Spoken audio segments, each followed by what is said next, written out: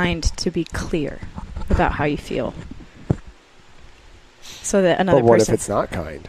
Oh, I mean, obviously within parameters. Yeah, like, you can't be a dick. Yeah. But you can be like, you know, if you're just straightforward and clear, like, that is kinder than having someone always guess. Oh, I see what you're saying. Of how, you know, like, being upfront with somebody or, like, approaching a conversation or resolving a conversation is always better than having a person being unclear. Yeah. Like, what is this? Yeah. Just tell me what's wrong, damn it. Yes, yeah, like, totally. What's the deal? That's more nerve-wracking and makes you more upset just wondering what is wrong. It's, like, way more stressful than just clarity is kind. I feel like that can get somebody in trouble, though, too, you know? I'm just being clear. I'm just being clear. Yeah, an 8. Anybody that's an 8, if you told them clarity is kind, they'd be like, told you! Oh, man. What's up, guys? We're back again with another podcast. This time, we are talking about the gut, and specifically gut health, which is kind of a big topic, especially in the CrossFit community or nutrition space. So we want to break it down and kind of give you guys some understandings of what is gut health, how do people get poor gut health, how can you make it better, and what are some signs that maybe you need to start focusing on your gut health. So one of the things that I really made me dive into this more was the mental health side of this. I started to hear some rumblings that, like, by fixing your gut microbiome or your gut health, that all of a sudden people who had bipolar disorder or severe depression were able to get off depression medication or the bipolar medication and stuff by focusing on fixing their diet. And I knew that diet was, you know, very important, obviously, and I knew that gut health was very important, obviously, but my mom growing up suffered from depression, and I have plenty of friends that suffered from depression, and it was knowing what I know now, I'm like, man, that would have been so cool to be able to help my mom out with this, and you know, because she definitely was like a burger and fries type of lady, and you know, and like a you know, heavy on the cream and heavy on the pasta and stuff like that. So that's the big thing I want to dive in behind this is kind of the mental health side. What about you guys?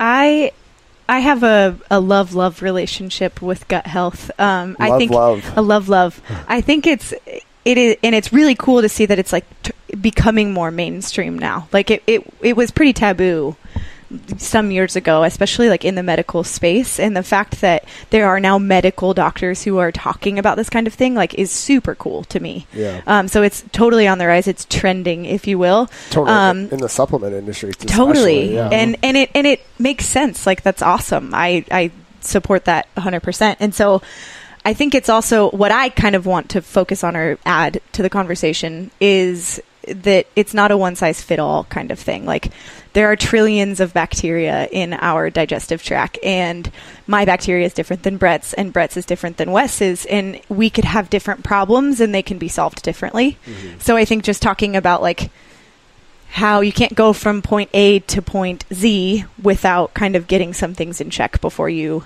quote unquote, heal your gut. I think that term is being thrown around a lot lately, and I think it's a little more intricate than we think. So that's kind of what I'm interested in.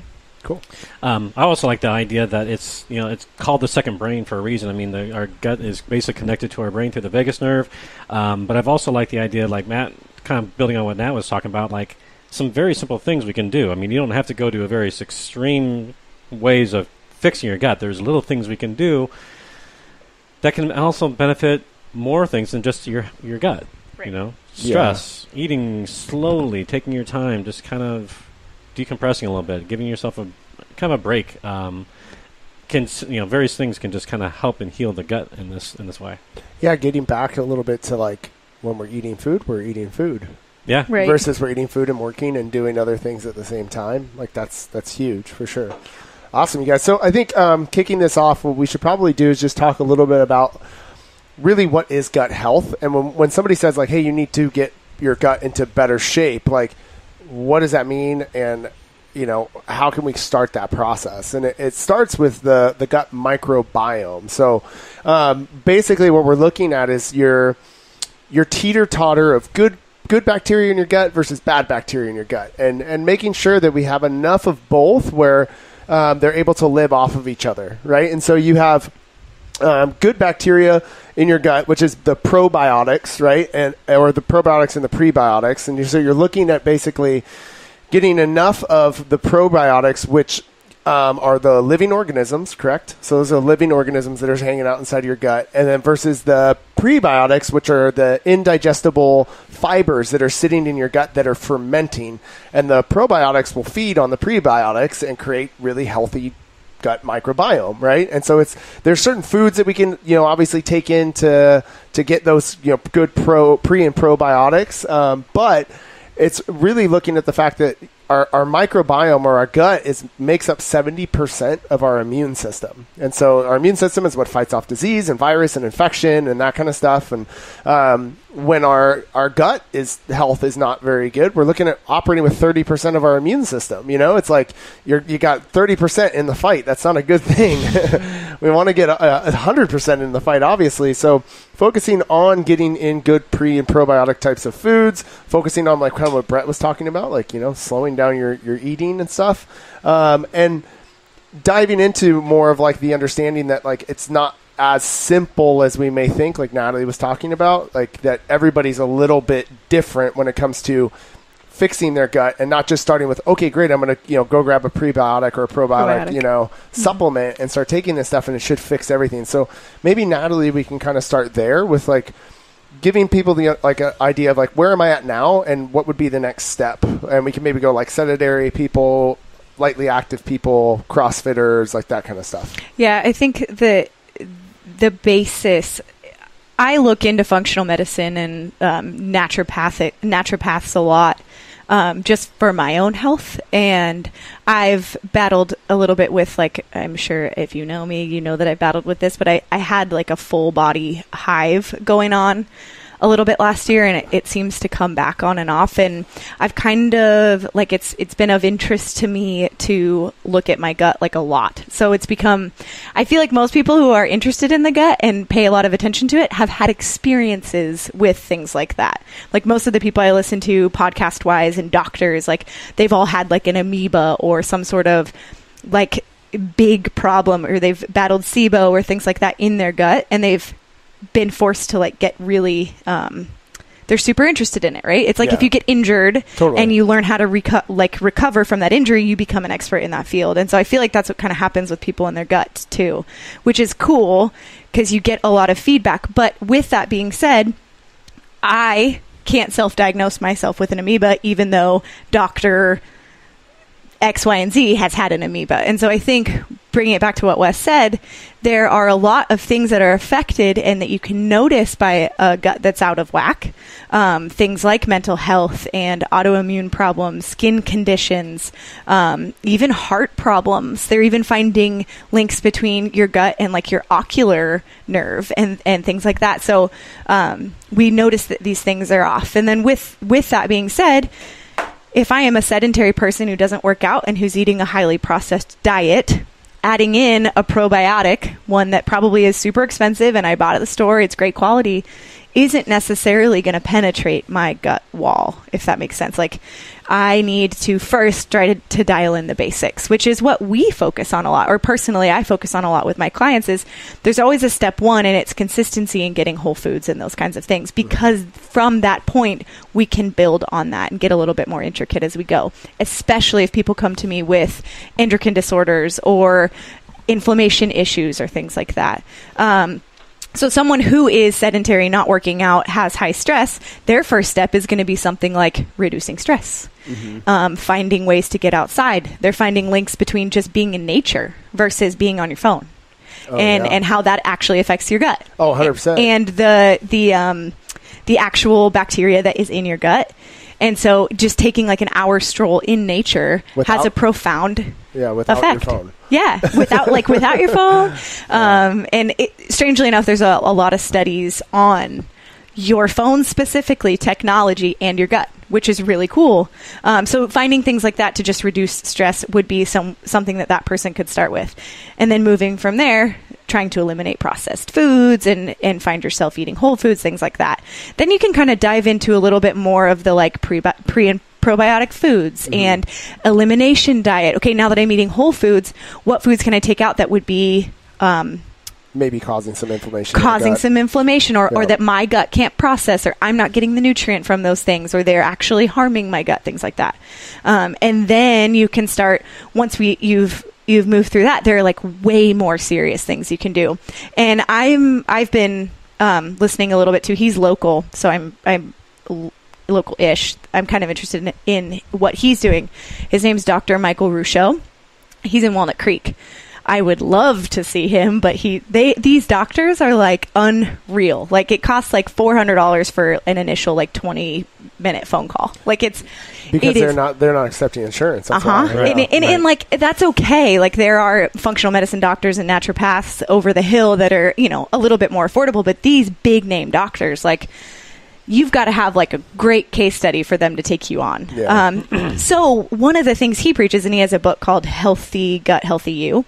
And it's one of my favorites because he breaks it down and like, you don't necessarily need all of that, like lab testing. Like if I'm sedentary, I've got issues. I'm not going to go get lab testing to see if I have SIBO or bacteria overgrowth, things like that. I need to figure out my diet first. Yeah. And so when he talks, that's going to help. No matter what. Yeah. And that will always help. No matter what, that will always help. It will reduce inflammation. It will do all of those things. Then you get to the point where you've got that under control, and then you're still not losing weight, or you have insomnia, or your joints hurt, or you've got endocrine disorders, things like that, but you've got those things figured out. Then you can dive a little bit deeper. Like, let's do an elimination diet. Let's add a probiotic. Let's add a prebiotic, different enzymes, antimicrobials, like all of those things that can start to address some more deep-seated issues. But I think it's important to note that those can be very personal. Like, I was telling Wes, what could work for me might not work for Wes. There are things that I can try and see, and it might take 2 or 3 weeks to invest in a different way of doing it to see if it works. But then kind of resetting and trying something else. Yeah, but I think everybody can start with just like, yes, what does my diet look like right now, and how many ingredients are going into the foods that I'm eating? And can I just get that down to real food and eating real food? And if everybody could just start there, get themselves back down to eating real, good, unprocessed food, right? And taking time. Don't be like eating while you're working. You know, setting time aside. Just smell the food before you even start eating it, and then take 30 chews at a time with every bite. Don't like try to wolf it down and try to get it done within 5 minutes, because you're doing more harm than good trying to get the food in. Yeah. So definitely chew your food, and like I said, just take the time, relax. Sleep would definitely help, but yeah, I mean, everything starting with basically the moment you take the food on your fork and smell it and start chewing in your mouth, you're already starting the digestion process.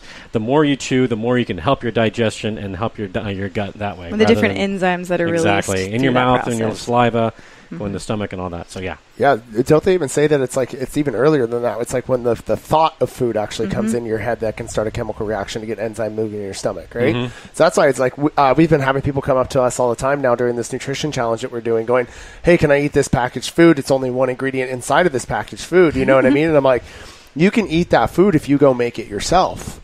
You know, because there's the process of grabbing the food from the grocery store, putting it on your counter, starting to chop it up. And when you do that on your own, you're creating that chemical cascade effect from the brain into the body, into the gut, that's going to get those enzymes moving and help you digest that food better, versus just being able to pop open a bag, reach your hand in, and start going to town on it. Right. Where your body wasn't like warmed up. It's like warming up a car.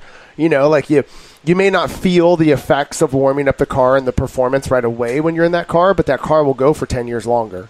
Right. If you didn't warm it up every single day, you know? And so that's like the process of actually making your food and smelling the food and then chewing it up and sitting down and, you know, not doing other things while you're doing it. Yeah, definitely.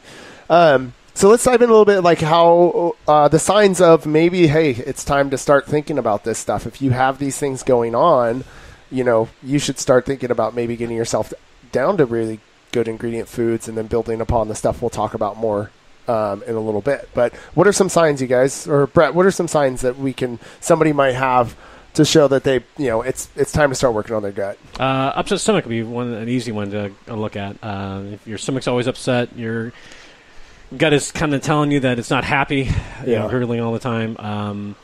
Skin irritation could be another one. High sugar, that's a big one with regards to sugar content. And a lot of people don't even know that they have a high sugar diet, and so they kind of like start detailing, trying to figure out, looking at the labels on nutrition and everything, Yeah. trying to see what they actually are eating. Those are a couple of things there. If you have autoimmune conditions like Sure. rheumatoid arthritis, anything like that. I had eczema growing up my entire life, and they were like, "Oh, you're just gonna have it. You got eczema. It's the way it is." And I took out grains, and all of a sudden it went away. Yeah. And then that was another thing we were just talking about before we went on the podcast. Was like we went to France, and I was eating grains on grains while I was in France, but my skin condition didn't come back. And we started looking it up, and there's, obviously differences between different types of wheats and how they're grown or made or processed, or, preservatives that are put in it and stuff. So if you have skin irritation or, an upset stomach all the time, if you're constantly farting, if you have diarrhea, right? Like those types of things. Bowel disturbances. Yeah, absolutely. Mm-hmm. Those are a sign that the gut's not happy. I think one of the not coolest, one of the ones that stands out the most, which we always harp on, is sleep disturbances. So insomnia, not being able to fall asleep, waking up, not getting to deeper stages of sleep. There's more melatonin. Actually, don't quote me on melatonin. I know there's more serotonin in your gut than there is in your brain. Oh, yeah. I've heard that before. And that's so like the mental health side of this. And I know there's melatonin in your gut as well. And so if that's off, then it affects sleep and things like that. So, and that can be really disruptive to your life. Right? Like if I'm staying up all night, then a lot of things trickle down from there. Totally. It's a cascade effect. And one of the biggest ones I've heard to add to that list is just a brain fog, like inability to concentrate, inability to find joy in things, sort of just kind of like I guess that leads to the mental health side of it, but just kind of like not a rise. It's just like foggy and not able to concentrate and focus on things. You're not finding pleasure in the things you used to anymore. Which is hard to diagnose, right? Like, totally. Especially if it's chronic, right? You don't know any different. It's like when I cut out gluten 8 or 9 years ago, like I didn't know the difference until I did it. And it was CrossFit that was like the world of CrossFit. I started doing it for a month, and in that month I was like, I walked away from it for a little while, but in that month I was like, well, I'm going to radically change my diet. And the first thing I did was take out gluten, and was able to like see the difference like really dramatically. It was like I felt kind of crappy at first, and then I was like, what? Like, is this like people live like this? Wait, like let's talk about that really quick. Crazy. Yeah, because you said you felt kind of crappy for a little bit. How long did it take you before you had that like moment, that day where you woke up and like, whoa, I feel really good? Probably like 2 weeks. And given like I was in not a great place leading up to that point either. Like I wasn't like relatively healthy. I was like relatively healthy, but I wasn't like I am now. So taking things out that I took out in that moment, it was a big deal. Like it was dramatic for me at that point. That's like kind of what I hear from almost everybody is it's about 2 weeks. Mm-hmm. It seems like it takes about 14 days of like really sticking to something for them to feel that like aha moment. I still remember it when I first started doing CrossFit and went into the whole paleo diet and got rid of grains and everything, and just felt like crap for 2 weeks. Like my workouts went like crap. I had no energy. I wasn't even really sleeping very well. And then all of a sudden one day I woke up and it was like what I would imagine waking up and finding out that you won the lottery would feel like, where you were just like, dude, my life is so awesome. I was just so happy all day long and stuff. But it seems to be about like that two week mark. So if you guys are planning on doing this, like, okay, I'm going to start focusing on my foods and getting rid of this stuff, like expect there to be what I like to call the sugar flu. Mm-hmm. A couple of weeks of just some, not feeling too hot, but you'll come out on the other end feeling way better than you did before. Yeah, totally. Sure. I have one client that I haven't had her for 6 weeks now, but she was always an alcohol. She consumed alcohol on a fairly regular basis, but not regular. But I don't want to say that she's alcoholic, but she's a party. Yeah, exactly. She likes to get that. She was gearing up for a competition. She took out alcohol for 6 weeks. After the competition, if you want to celebrate, have a few drinks, that's fine. But it's totally up to you. She's feeling so good. Yeah. She doesn't want to drink. Awesome. So it's like, because she's feeling that good. And then she's going to end up having no drink, It's like my life. Yeah, she's going to feel like crap the next day. And then that's a crazy thing, though, is everybody goes like, I took this stuff out, I felt amazing, I put it back in, and I felt horrible, like worse than I did before. And I'm like, actually, that's how you were feeling before. your body was just used to that feeling. Right. Like it's the perfume effect. It's like you walk into an elevator and there's somebody wearing a ton of perfume. And when you first walk in, it hits you in the face and you're like, oh my God. But then by floor 10, 11, 12, 13, you've gotten used to that smell and you don't really smell it anymore because our bodies adjust to whatever situations we're in. And so that's like the big wake up call. It's like, wow, I felt this crappy all the time. I just was dealing with it. Yeah. That's pretty cool. Okay, so if you're having some of those signs, you got upset stomach, you got diarrhea, you're bloated, you're farting a lot, you're got skin conditions, you're not sleeping well, you're in a brain fog kind of all day. It's your body giving you signs and signals. Hey, help us repair this gut. Let's get this thing back in check. So let's go through a list of like what we can do to repair the gut. Like what would be your guys' first step, do you think? For me, it would be sleep. Like I'd be like, can we focus on getting a little bit more better sleep in a way? So like, I know, and then you go like, well, but I'm waking up because of my poor gut, right? But like, is your sleep hygiene really well? So do you have a TV on when you're going to sleep? Or are you on your laptop while you're in your bed finishing up some emails? Or you go scrolling through Instagram, that kind of stuff? Cut that out first and see if that helps you get more sleep. So maybe your body can actually repair itself while you're sleeping because that's where the magic happens, right? Mm-hmm. What do you guys agree with that, or would you start somewhere else?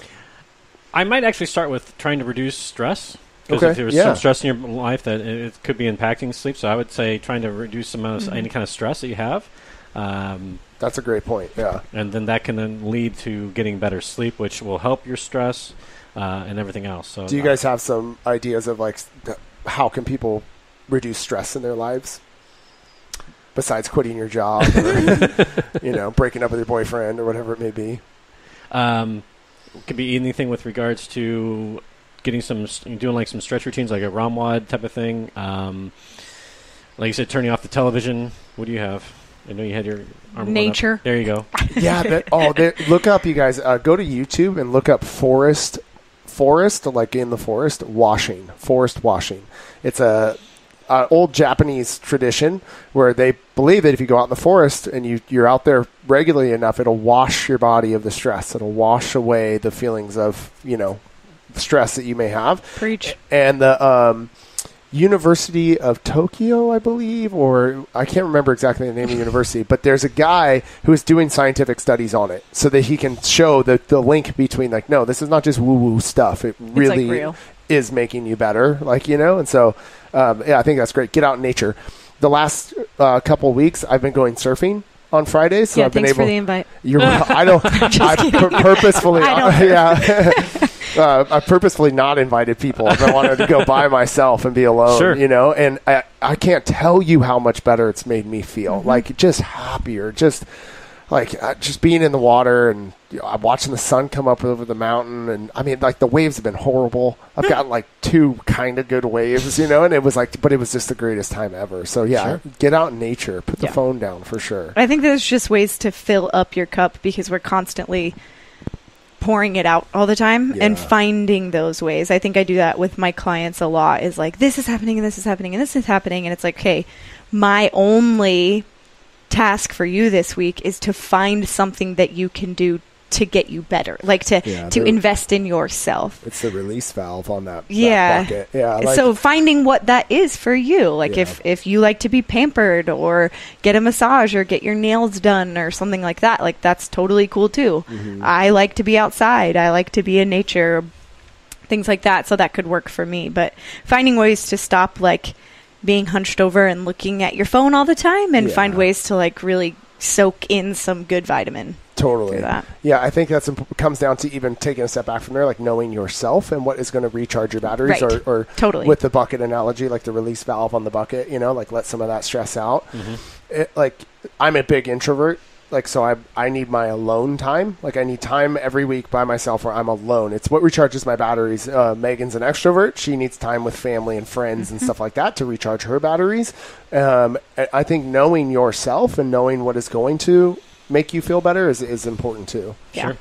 Definitely. So what else can we do to help get rid of stress? We've got, obviously like meditating and stretching and that kind of stuff, or going out into nature, or being alone, or being with people, whatever it may be. Any other ideas that people can do? Mindful eating. Okay. We talk about that a little bit more. Just again, starting with smelling the food before you start diving into it. Have a process, meaning, like you said, cook your own food. Just have that process of you're actually making what you're going to be consuming. Making sure you get 30 chews in with each bite. Make sure you get full all the enzymes in your mouth and the saliva to mix in with the food before it goes into the stomach. After that, I would say probably if you're tracking your food, maybe take a look and see how your fiber content is. Oh, okay. Yeah. Look at that. If you're not consuming, I would say my personal one would be between 30 and 40 grams of fiber a day. If that's really low, then things aren't moving very well in the gut, and you might need to increase that fiber content. Mm-hmm. Conversely, if you're getting too much fiber, maybe things are moving too fast and it's not getting digested in the gut area. So there's that fine line of you can actually have too much or too little fiber in a diet. Yeah. Cool. So sleep. We'll start with stress management. So figuring out some ways to bring down the stress. Then we look at trying to get a little bit better sleep. Then next, it's really just making your own food, chewing it up, taking the time to actually just be present with the fact that you're eating food. Mm-hmm. And then after that, we can probably start looking at maybe some supplementation if we need it. I mean, that's better than the final thing that can happen, which is what's it called? Microbial transplant. That's like so far-fetched. Microbial transplant. But there are actual like antimicrobials. Like if you can take. There's also herbs and things like that you can take to do these kinds of things. So I think supplementation in general, there can be some things before you go to a microbial transplant, which is like literally changing your microbiome entirely. Let's talk about it. What is a microbial transplant, Natalie? Now, you can probably add a lot of this, I know but it involves your feces yes. and transplanting it from one to the other. God. Yeah, so here it is. Ready? Fecal microbial transplants, also known as stool transplantations or microtherapy, or bacterial therapy, is a procedure in which fecal matter or stool is collected from a healthy donor and placed into the gastrointestinal tract of the patient. Yep. It has been demonstrated to be a safe therapy to successfully treat severe, refractory, or recurrent issues with the gut. Basically, what they do is they take the stool from a healthy person and they put it in your butthole. But it goes way up, the furthest part in the colon that's the furthest away from the rectum. And it sits in there for a while. And then they give you some Imodium, some anti-diarrhea stuff, so that it sits in there for a long time and kind of ferments and gets into your tract. And, yeah, so you could do that. It's like actually super crazy gnarly. Like you can do some like crazy like the most studies I've looked at have been with mice. And it's like you give the feces of one mouse to the other. You've got a fat mouse and you've got a skinny mouse. You've got a mouse that's able to lose weight, a mouse that's able to not lose weight, and you transplant the feces of one into the other, and that one is now able to lose weight and the other one's gaining weight. Like, it's just bizarre. Why not just throw a hyclonic on top of that, too? You have to first. So the day before, you have to go get what's it called? Hyclonic? Colonoscopy? A colonoscopy? A colonoscopy. You have to go get a colonoscopy and then get completely cleaned out first. So that's like an enema. Yeah, you have to get cleaned out first. So they hose up the butt. They shove a hose up your butt. Yeah, they clean you out. This is bad. They make you drink this stuff before you even go in to do that. So you have like gnarly diarrhea. Next level stuff, just so everybody knows. This is last resort. Like you're sick. I know people who have done this. But how expensive do you think it is? Well, if you have insurance, it's not that bad. You know? And the people go towards that versus getting rid of sugar and processed foods and chewing their foods and focusing on building it, from the structure, the base up. Yeah. Like, they literally are like, well, I don't know what to do, so I'm going to go get somebody to put something up my butt, and then let's go ahead and take your poop and let's put it in my poop. And, that makes more sense than getting rid of sugar. Like, if you want to talk about the sugars that not addictive, goodness. Come on. Goodness. Yeah, I think that there's also, in the supplementation food realm, the probiotic, prebiotic thing, the way I like to think about it is the prebiotics feed the good bacteria and the probiotics are adding the bacteria to the mix, and you need both. Both are going to be positives. And so, eating those items are going to be beneficial. Is there one in that? Can you look in there and see if I have one of those? The Puori?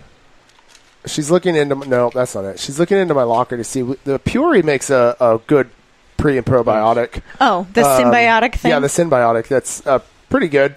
But like you can get that in food. Yeah, like exactly. you can get it in from foods, and there are foods that are like really benefit. People talk about in the gut world talk about the Mediterranean diet all the time, and the like polyphenols that are in like olive oil and olives and red wine. I'm not telling you to go to that. But you know, like there, if you know anything about the TMAO world, it's like TMAO. Yeah, it's produced.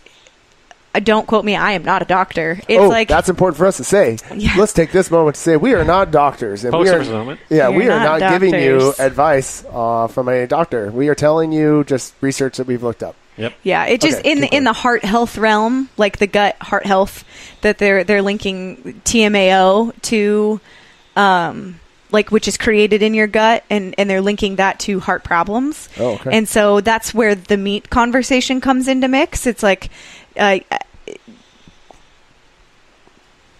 got it. I don't want to say it wrong. It's just like whatever. It's fine. It's like vegan versus not vegan, and which is the healthier for your gut, and blah blah blah. And so it's linked to TMAO, and TMAO is some long word. You'll never remember the word. You'll remember TMAO. Trimeth. Yeah. See. Trimethylamine and oxide. Yeah. Crushed it. Yeah. There you go. It's a molecule generated from choline, and beta-ni, and carnitine via gut microbial metabolism. Geez, I'm screwing this up. The plasma level of TMAO is determined by several factors, including diet, gut microbiome flora, drug administration, and liver flavin monooxygenase activity. Of course, guys. So when people ingest certain nutrients like choline or carnitine, the gut bacteria that break it down produce a compound called TMA. Okay. And then TMAO is created as it goes through the rest of the process. And the trouble with TMAO is that there is having high TMAO contribute to a heightened risk for clot-related events such as heart attack. So they're now finding this correlation between TMAO and heart health. And what I was saying about that is how this even came up was they say that if you eat a steak, like you're sitting down eating a steak, which has things like choline and yes, okay, I see where we're going. Carnitine in it. If you eat it with olive oil, red wine, and olives, they're saying it can like counteract the TMAO. Gotcha. So there are things like olive oil and artichokes, onions, chicory, cabbage, all of these prebiotic foods that can be super beneficial if we are ingesting some of those things. I have never been pro-vegetarian, pro-vegan, and I'm still not, but I am I have started to look at the interplay of meat and gut. And so I would go as far as to recommend to somebody that once a week you could eat a vegetarian day. But is it really... I'm like, I don't care if people want to be vegans or vegetarians, stuff like that. Totally. I think it's, in my opinion, it's less of the fact that we're eating too much meat and more of the fact that we're not eating enough plant-based foods in combination potentially, with totally different types of animal products. Totally. Yeah. That's the that variety. List. Artichokes, leeks, onions, garlic, chicory, cabbage, asparagus, legumes, and oats. Those are like, if you were eating a good combination of those things and different types of and that's food, what they're kind of saying is like if you balance out that steak with those prebiotic foods. So then what about like the carnivore diet? Those guys are just screwed. Yeah, I the more I learn, I see the premise, but I just think that when you look at what the gut flourishes eating, it flourishes eating those plant products. Yeah, totally. And so if you're not feeding it that stuff, I mean, I guess you could highly supplement. Like there are literal polyphenol blends that are created from food that you could supplement with, I guess, and see if that would be beneficial for you. But it just feels like it's taking out this huge category of positives in your gut microbiome. Yeah, that's like where the what is it? The 800-gram challenge is what's that nutrition company that E.C. Sikowski started? It's anyways, yeah, she started this thing. It's like the 800 gram challenge, where she saw, doing a bunch of research, that the people who had like the best microbiome of their gut and were the healthiest were ones that were getting an average of about 800 grams weighed of veggies and fruits a day. And they had like the best health, you know? And so it was about like adding more of those different plant-based foods to our diet. And usually when you see like somebody go one way or the other, it's like where you should be in the middle, you know? So like carnivore diet would be going this way, and then vegan would be going this way. And it's like, well, let's just meet in the middle and do a little bit of everything. That's usually the healthiest. Right. Well, and then if you create a strong gut microbiome, there should be things that can't necessarily penetrate it as well. Like if I have really, really focused on keeping my gut in check, and then I want to raise my, this is actual, like someone has done a study on this. They've looked at the gut microbiome of someone healthy, say, who eats more plant-based. Their gut's in check. They've got it under control. It's a thriving environment, versus a person who's not, is not under control, eating processed foods, yada, yada, yada. They gave one a steak, gave the other a steak to see how much TMO they created. The person with the healthy gut created less TMAO than the person with the unhealthy. And so it's like, it's able to feed off of that more because the balance is off. But if you've got this wall, I like to think of it as a wall because it's a good thing for me to like look at mentally. It's protecting it from being able to get out of control, to get leaky, to break its walls. So, which is super interesting to me. Cool. Yeah. So some things that people can add to their diets that would help with our microbiome of the gut. We just kind of mentioned some of the prebiotics, and that was like the artichokes, leeks, onions, garlic. Which are going to feed good bacteria. You got it. And then our probiotics are going to be the stuff that does what? That are adding good bacteria. You got it. So this is going to be like plain yogurt, kefir, cottage cheese, sauerkraut, kimchi, kombucha, the stuff that has the live organisms in it. Fermented type things. Yeah, gotcha. But it's also good to know that there can be a bacteria overgrowth in your gut as well. So just like eating all fermented foods might not be a positive for you. Could be a positive for someone who's lacking in good bacteria, but someone who has a bacterial overgrowth might experience some negative effects of that. That was like the whole resistant starch phenomena, where it was like if you have 4 tablespoons of resistant starch a day, your gut microbiome it's like good for your gut. And so people were like taking resistant starch. What's and then resistant starch? It's resistant starch is in like, I don't know, don't quote me, but I know it's can be good for your gut, probably in certain amounts. But then people are taking this and then they're experiencing extreme, like they thought they had appendicitis, but really it was just gas effects. Oh, because they're just so gassy? Yeah, because it wasn't good for them. Could be good for maybe somebody, but... Resistant starches are starch molecules that resist digestion. That's the prebiotics.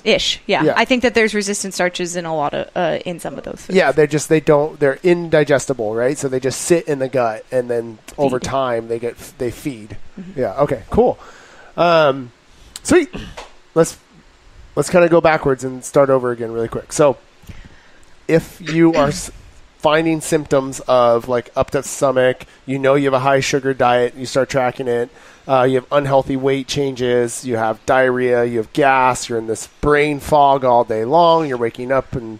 It's really fast to add to what Wes is saying. This could be any person at any level of life. This could be a child. This could be an adult. This could be an older adult. This could be geriatric. This could be pediatric. And I think that that's really important to note, just kind of with the rise of different diagnoses in the mental health world. And I know this is a super sensitive topic, but like there are a lot of mental health issues that kids are being diagnosed with, and they're starting to look at the diet of these kids and the standard American diet. And so it's a passion of mine to kind of note that. I'm not saying that is the end all be all, but it's something to explore if you are noticing that there are behavioral issues or things like that. I mean, why not? It's a diet. You could experiment with it, and if you see result, then that would be life-changing. That could be life-changing for somebody. When I looked up that fecal microbial transplantation, a lot of the research I got off of that came from the Johns Hopkins children's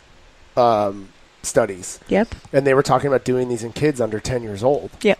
Because with of that. the rise of autism and the rise of Type 2 ADHD and type 2 kids. diabetes. Yeah. Well, we didn't even talk about it, but how antibiotics are going to have a negative effect on the gut too. I mean, especially kids. I mean, when they're starting to develop in their bodies and everything, when the children's antibiotics, that can really have a mess up the gut and everything. Well, and Brett and I were talking before, like when you are born is when your microbiome starts to, like, if those first few years. A kid who is born via C-section and a kid versus that's born vaginally, they have a different gut microbiome, and it starts, and so it can affect the way that you progress. And so looking at Azariah was sick when she was a baby and she was in the hospital, and one of the first things they did when she was 8 months old, and the first thing they did, bless their hearts, was put her on a broad spectrum antibiotic. And I remember just bawling my eyes out because I was like, no, like, we don't know. But at that point I was like, we don't know. Yeah. So I have to trust. And like, if it is something that could be cured by this, then, it is what it is. Then they ended up diagnosing her with something that was completely unrelated to antibiotic, or it was so rare that it was unrelated to any medicine that they could have given her locally. They had to like fly it in from another state.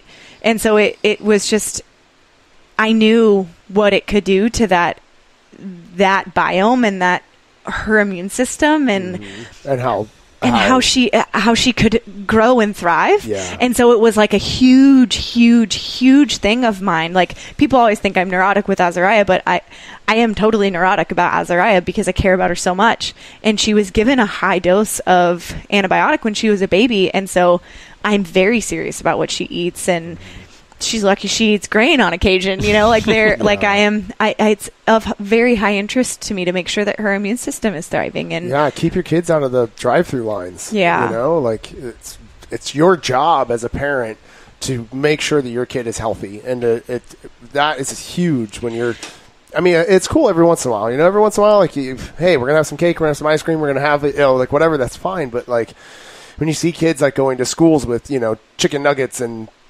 French fries every single day, it's like you are literally shortening your child's life. And it's so hard. Like, this is such a hard topic to dive into, especially as a mom, because you never want to tell another parent how to parent, and it's super tender, and that's why I get into the best conversations when people come to me and they ask about it and why I do the things the way that I do them. And so, like, Wes is making really bold statements, and I feel them in my heart, but it, like, we need to be very tender in that regard as well. Like, I can't tell you how to parent, but I can tell you what I know. Yeah. And I know that you have your child's best interest in mind. Yeah. And what I encourage is to find out, is to learn about that kind of stuff. Like, antibiotics, like, before you take an antibiotic, learn about it, ask about it. Now it might not be, if you live in California, you don't have a choice. What, with antibiotics? With vaccines and stuff. Oh, yeah. I won't even talk about vaccines. I'm talking about antibiotics. But they just passed that. They just passed that law that says that you have to get these antibiotics during these periods of time, and if you don't, like, it could be up to jail time because you're not doing it. Like, you don't have a choice anymore. You have to give your kids these shots now. It's completely effed up. Like, you that's like the one that takes away. Never mind. We're going down a rabbit hole. It's a rabbit hole that we probably shouldn't go down. That takes away our freedom, 100%. Like, our freedom is the ability to, like, choose what we put on our body and when we do it. And, and they literally took that away from everybody in California. And they said, nope, got to give them these shots at these times. It's crazy, man. I know a lot of it is, like, to help, and it's like they're going off of research and stuff. I might argue some of that as well. Yeah, exactly. But that's a lot of this stuff. So I digress. What I encourage is, before taking an antibiotic or something like that, to help like, I get poison oak all the time because of where we live, and if I went to the doctor every time I got poison oak, they would prescribe me a steroid, which that's going to affect my microbiome. Taking an NSAID, taking ibuprofen, taking Advil, all of those things. Like, I am a proponent when it's needed, but just know that all of those things are going to send your system out of whack. And after doing that, like, I've had to, okay, that's not true, but if I had to take an antibiotic right now, like if something happened, say I gave birth and I got an infection in my stomach and it could kill me, well, I'm probably going to take the antibiotic, right? Totally. But then I'm going to learn and research the ways to help my gut post antibiotic. And so that's kind of what I encourage people is like, learn about that. And it goes back to real simple things, it's like eating just really whole, unprocessed good foods, and cooking it yourself and smelling it and sitting down and just enjoying the meal. Like spending time to enjoy your meal will help out a ton. Yeah. Cool. If you guys have more questions about this stuff, please feel free to hit us up at coastrangenutrition@gmail.com or on our Instagram page at coastrangenutrition. Brett and Natalie are very well versed in this stuff, and they can answer any questions that you guys have. And if they don't have the answers, they'll definitely help you figure them out and find them for you. So we hope this helps you guys out, and we hope it doesn't overwhelm you, but more just makes you realize that it's about getting back to the simple things in life, like enjoying some time by yourself maybe, or enjoying some time in nature, just paying attention to what you're eating and trying to get back to eating the way we were meant to, which is just whole, unprocessed foods. Word. Exactly. All right, you guys, we'll see you next time.